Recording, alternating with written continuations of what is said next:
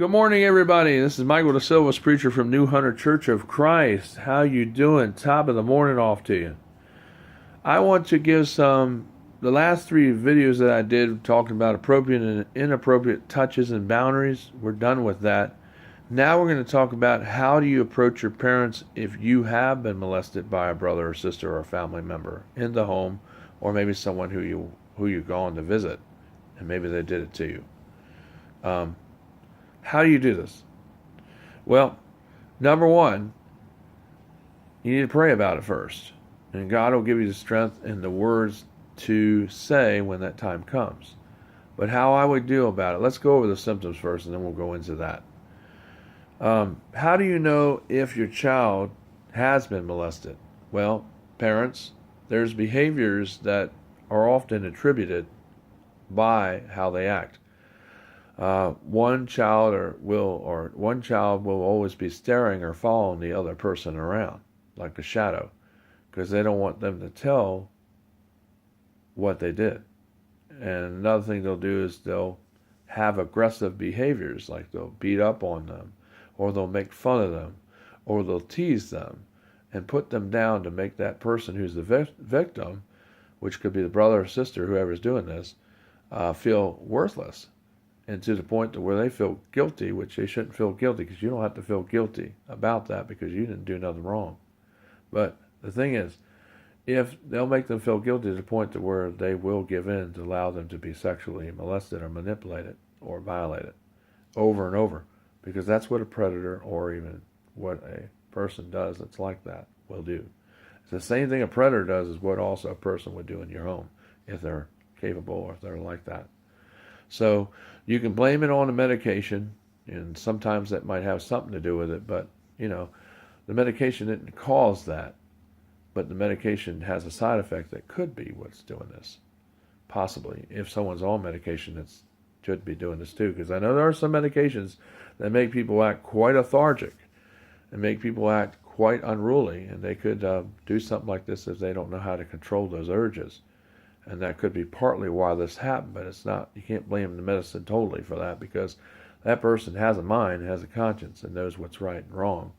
But something went horribly wrong somewhere, parents, and that's where it's gotten to where it is today. But, they'll make fun of the person, they'll put them down, make them feel self-worthless, they'll beat up on them physically, be hard, punching them, hitting them, yelling at them, calling them horrible names.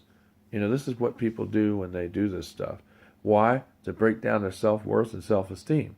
It's a mechanism. I mean, if you recognize this, that they're always not getting along, they're having a hard time, they don't like each other, they don't really like being around each other, they're always arguing with each other, this could be reason this is why this is happening. It's not just civil rivalry, because they're arguing about things. Listen to what they're talking about, because if they're arguing really, really heated, like somebody got jealous about somebody looking at a girl on the internet, or maybe the way they're talking to somebody on the phone, another girl, or something like that, there's something wrong there, because brothers and sisters shouldn't be jealous about somebody talking about somebody on the phone unless there's something going on between those two.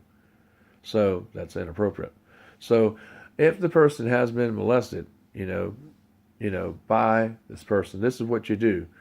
Have that person go out, play, get them doing something. And then while they're out, they're separated from that victim. Whether it's brother or sister, that's the victim. Have them, talk to your mom and dad. Just say, look, so-and-so has done this to me for so many years, and this is what he did. I'm not afraid anymore. It took a lot of courage and prayer to come to you, because I realize that in the Bible it says that this is wrong, and I need to bring it to your attention so you can take the appropriate actions towards him. Because I really do love him, but I want him to get the help that he really needs. And I want to get some help myself so I can be, I can be a better person when I get married someday and not have to feel distrust or feel, or have these horrible, have these flashbacks come and hit me later on about this stuff. What he would do is he would coach me. He would get me out of bed late at night. We'd go downstairs and we would lay there and do things like that together on the floor in the living room or in another room of the house. And this went on for more than 2 or 3 years, about a year and a half, 2 or 3 years. Um, and I just want you to know this because he made me feel guilty. He made me feel worthless. And I really thought I had to do this because that's what he or she wanted me to do, because they were my older brother or sister, and I was really scared of them. And it made me feel really bad about it. So I went ahead and did it. But I read in the Bible, and I know what the Bible says, that this is not morally right, and it's not something that should be going on in your home or anywhere with anyone like this. Because when real love happens, love between a man or woman does not tear somebody down. Love does not envy. Love does not boast. And love does not force people to do things to you that are inappropriate. Love is kind. Love is caring. Love is trust. And when someone's doing these horrible things to you, there's no trust or caring or any of these things we're talking about. In a real context of love between a man and a woman, none of this happens when it's real love. I can tell you that right now. So if you're experiencing this stuff at the home, this is how you handle it. Tell your parents about it, like the way I said it. Say you love them, but you both want to get help so you all can move on and overcome this. And that parents, you need to be tactful and listen to what your son or daughter is saying. And don't try to put words in their mouth. Don't try to force them into saying something else, because you just need to listen. And really, it's hard to believe, but it does go on in people's homes sometimes. And you need to really listen to them, because that's why they're coming to you. It took a lot of bravery for them to come to you. And all they need is somebody like them to bash on their self-worth, because you don't want to believe in them when really they're telling you the truth. Listen to them, okay? Because that's what's going to help this to be overcome. And then you need to follow that with counseling and or therapy, because that's how you deal with that stuff. And it has to be done immediately, aggressively. You can talk to preachers and counselors, because there are a lot of churches that have programs that deal primarily with this issue. And it doesn't cost you. But the county has some great programs too, through mental health and child protective services too.